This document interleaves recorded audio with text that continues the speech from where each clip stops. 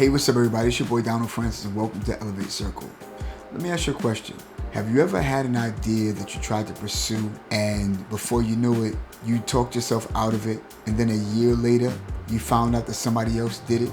And it's not because you couldn't do it, it's just that you didn't want to give it a shot. I'll never forget the time that I was working security and my supervisor said to me, I want you to go for the FLSD certification. I was like, all right, cool. So he sent me to the instructors, me and one of my colleagues. He's the one who actually wanted it more than I did. And I didn't study, for the first test because I really didn't care about it. So when it was time for us to take the test, the instructor looked at me and said, you failed 50% of this test. So you can't move on. You got to come back the next week and do this test. And then you have to also take the other 2 tests. So I would have to take 3 tests total. When I failed the first test, he made a fool out of me. He made, a total example out of me, teasing me, and I felt the way about that. So I actually looked over the test that was on the video and I came back and I was like, well, look, I didn't really look over this thing because I didn't want to. Now, because he teased me, it should have caused me to quit. It should have caused me to say, you know what, I don't care about this no more. I ain't got to take this. I'm out of here, But because of the fact that I don't like nobody calling me a loser, I studied just a little bit.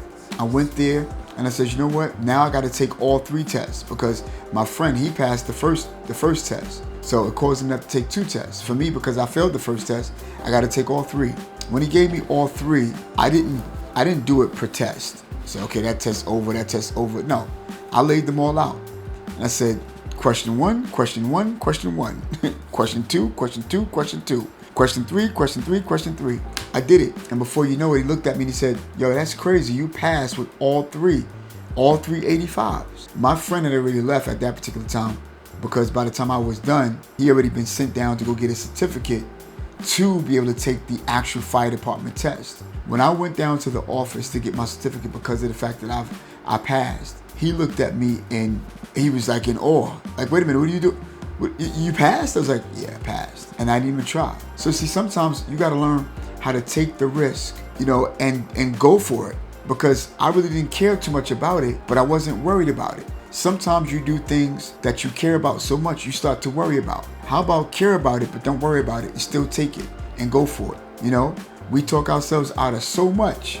And then 2-3 years later, you look at somebody else benefit from the idea and vision that you had. If you take a look at a pirate, he's always digging for gold. And when he doesn't find the gold in one hole, he goes to the next hole.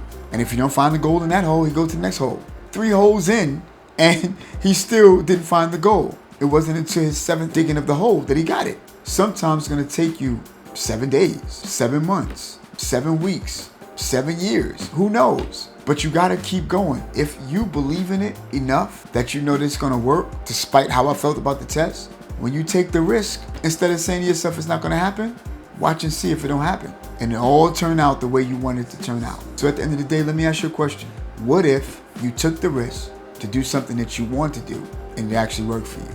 It's your boy Donald Francis. It's Elevate Circle. Peace.